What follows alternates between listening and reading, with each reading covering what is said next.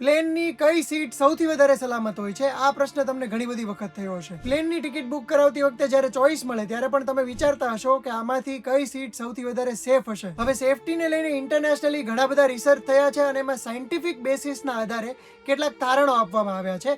એની આજના વિડીયોમાં ચર્ચા કરીએ. ગુજરાત સમાચારના ડિજિટલ પ્લેટફોર્મ્સ પર હું છું મયુર અને આજનો વિડીયો જોઈને તમને એ પ્રશ્નનો જવાબ મળી જશે કે પ્લેનમાં ક્યાં બેસવું સૌથી સલામત છે. તો પોપ્યુલર મિકેનિક સ્ટડી નામનો એક સ્ટડી થયો હતો જેમાં 1971 પછીના તમામ પ્લેન ક્રેશનો સર્વે કરવામાં આવ્યો અને એના આધારે સર્વાઈવલ રેટ જાહેર કરવામાં આવ્યો. આ સર્વે પ્રમાણે રિયર સીટ્સ એટલે કે પાછળની જે સીટ્સ હોય છે એમાં સર્વાઈવલ રેટ 69% રહેલો હતો. મિડલ સીટ્સનો સર્વાઈવલ રેટ 56% અને ફ્રન્ટ સીટ્સ એટલે કે સૌથી આગળની સીટ્સનો સર્વાઈવલ રેટ હતો 49%. આ સિવાય ફેડરલ એવિએશન એડમિનિસ્ટ્રેશનનો 35 વર્ષનો એક ડેટા પણ આ વાત સાથે સહમતિ આપે છે. આ સર્વે પ્રમાણે પ્લેન ક્રેશના જે મૃતકો હતા એમાંથી 37 થી 38% જેટલા મૃતકો એ મિડલ અને ફ્રન્ટ સીટ્સમાં બેઠેલા હતા, જ્યારે 32% જેટલા મૃતકો એ રિયર સીટ્સમાં એટલે કે પાછળની તરફ બેઠા હતા. એટલે આ બંને સર્વે એવું દર્શાવે છે કે પ્લેનમાં પાછળની તરફ બેઠેલા લોકો વધારે સલામત રહી શકે છે. હવે આની પાછળનું વૈજ્ઞાનિક કારણ પણ સમજી લઈએ કે જ્યારે પ્લેન ક્રેશ થાય છે ત્યારે મોટા ભાગની ઘટનાઓમાં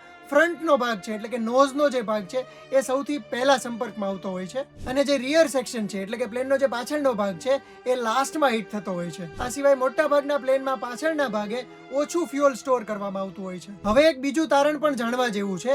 અમદાવાદ પ્લેન ક્રેશની જે ઘટના બની એમાં જે એક વ્યક્તિ બચી ગયો એ વ્યક્તિ ઇમરજન્સી એક્ઝિટ ડોર્સ હતા એની નજીક બેઠો હતો અને વૈજ્ઞાનિક તારણો પણ એવું જ કહે છે કે ઇમરજન્સી એક્ઝિટના જે ડોર હોય છે ત્યાંથી 5 રો સુધી સલામતીની શક્યતા વધી જતી હોય છે. આ સીટ્સમાં બેઠેલા લોકો માટે આગ કે પછી ધુમાડાની ઘટનાઓમાં બહાર નીકળવાના ચાન્સીસ વધારે હોય છે. હવે જ્યારે સીટ્સની વાત કરીએ ત્યારે વિન્ડો સીટ છે એમાં જોખમ સૌથી વધારે હોય છે કારણ કે બહાર નીકળતી વખતે તમારે એરિયા વધારે કવર કરવો પડતો હોય છે. આ સિવાય વિંગ્સની પાસેની જે સીટ્સ હોય છે ત્યાં ફ્યુઅલ ટેન્કના કારણે પણ ઘણા બધા પ્લેન્સમાં જોખમ વધી જતું હોય છે અને પ્લેનની પાછળના ભાગે આવેલી જે આઇલ સીટ છે એ સૌથી સેફેસ્ટ કહી શકાય કારણ કે ત્યાંથી બચવાના ચાન્સીસ વધારે હોય છે. ઘણા બધા પેસેન્જર્સ એવું માનતા હોય છે કે પ્લેનની ફર્સ્ટ ક્લાસ સીટ છે એ સૌથી સેફેસ્ટ હોય છે, પણ આ વાત પણ સાચી નથી. હવે અમદાવાદની પ્લેન ક્રેશ દુર્ઘટનામાં જે એક વ્યક્તિ બચી ગયો એ કેવી રીતે બચ્યો એ તમારે જોવું હોય તો ગુજરાત સમાચારના ડિજિટલ પ્લેટફોર્મ્સ પર એનો વિડીયો અવેલેબલ છે, એ જોઈ શકો છો અને આ ઘટનાને લગતી જે બીજી માહિતી છે એ પણ તમને ત્યાંથી મળી જશે. વધારે ઇન્ફોર્મેટિવ વિડીયોઝ જોવા માટે ગુજરાત સમાચારના ડિજિટલ પ્લેટફોર્મ્સ જોતા રહો.